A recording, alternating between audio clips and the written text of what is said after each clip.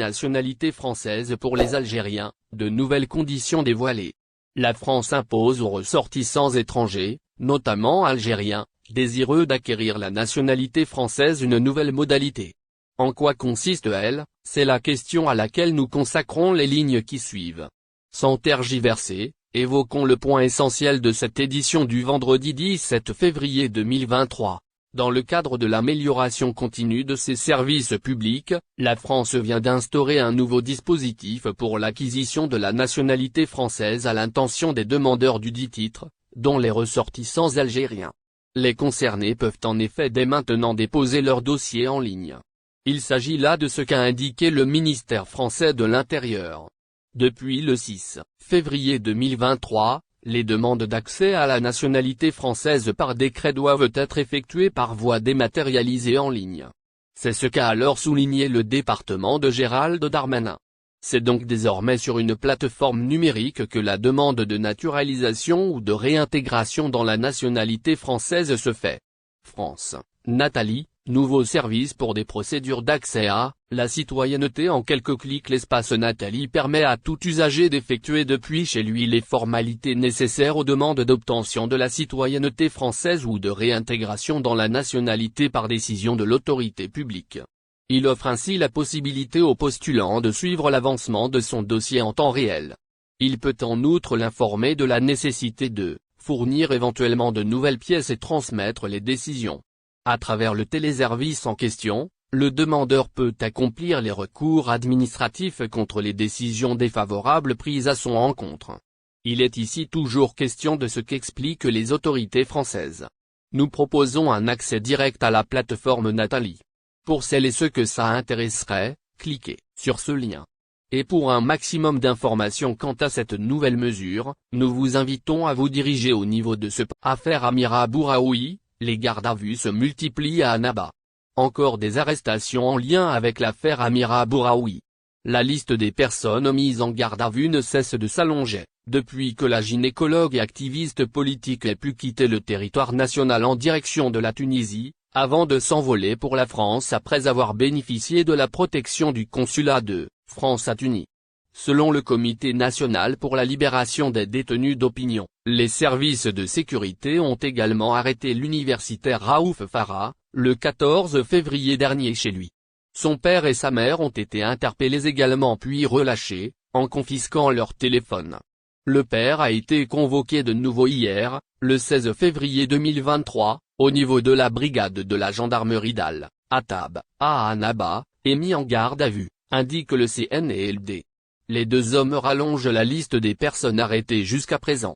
Premier interpellé, Mustapha Benjama, journaliste et rédacteur en chef du journal Le Provincial, est maintenu en garde à vue depuis le 8 février 2023. Selon la même source, le chauffeur de taxi qui aurait conduit Amira Bouraoui d'Annaba en Tunisie est arrêté, également et placé en garde dans les locaux de la même brigade de la gendarmerie chargée d'instruire l'affaire.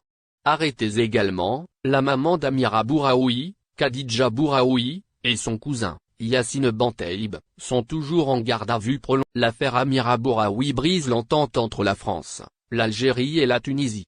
L'alliance anti-marocaine se fragilise.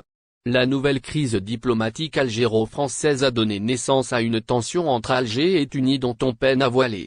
Ce dommage collatéral, non calculé par l'Hexagone, menace l'avenir du nouvel axe de Paris-Alger-Tunis qui agit contre les intérêts stratégiques du Maroc.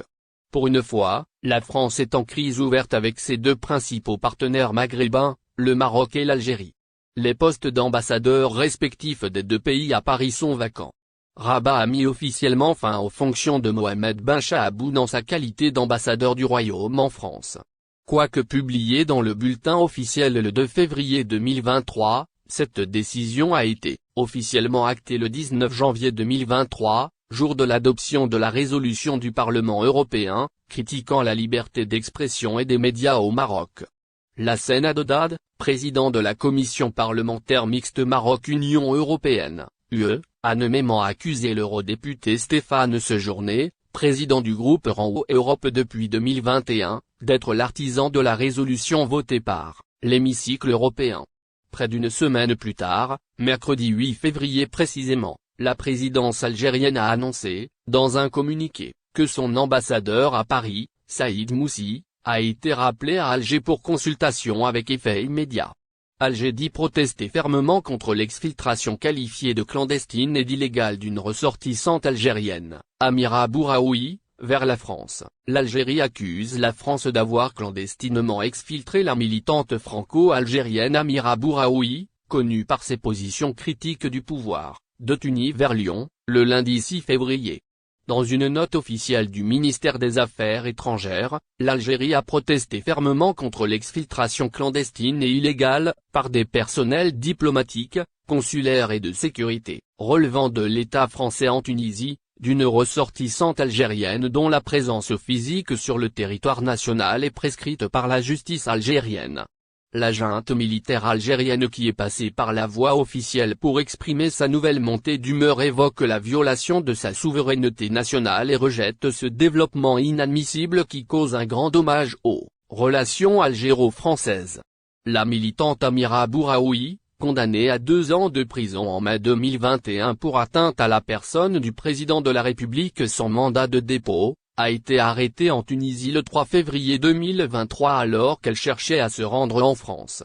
Libérée 3 jours après, elle a été conduite quelques heures à l'ambassade française. Elle reçoit toute l'aide souhaitée, mieux, on lui organise un vol à destination de Paris dans la soirée. Protection consulaire face à la colère d'Alger, la France a réagi à la fois avec calme et mépris. François Delmas, porte-parole du ministère des Affaires étrangères français, a déclaré « Je n'ai pas de commentaire sur cette situation individuelle autre que de rappeler que Madame Bouraoui est une ressortissante française, et qu'à ce titre, les autorités françaises exercent leur protection consulaire, ce que nous faisons pour tous nos compatriotes détenus. Il s'agit d'une mesure qui ne sort d'aucune manière de l'ordinaire. Le rappel de l'ambassadeur est une décision algérienne qui ne m'appartient pas de commenter.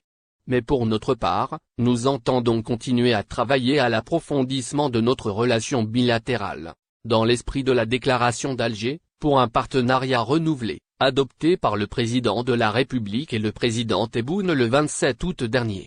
Des propos qui mettent fin pour l'heure à la lune de miel algéro-française, entamée à la suite de la visite d'Emmanuel Macron en Algérie en août 2022 et nourrie par l'annonce de la visite du président algérien, Abdelmadjid Tebboune, à Paris. N'oubliez pas abonnez-vous à notre chaîne Olive News et activez les notifications pour recevoir nos publications en temps réel.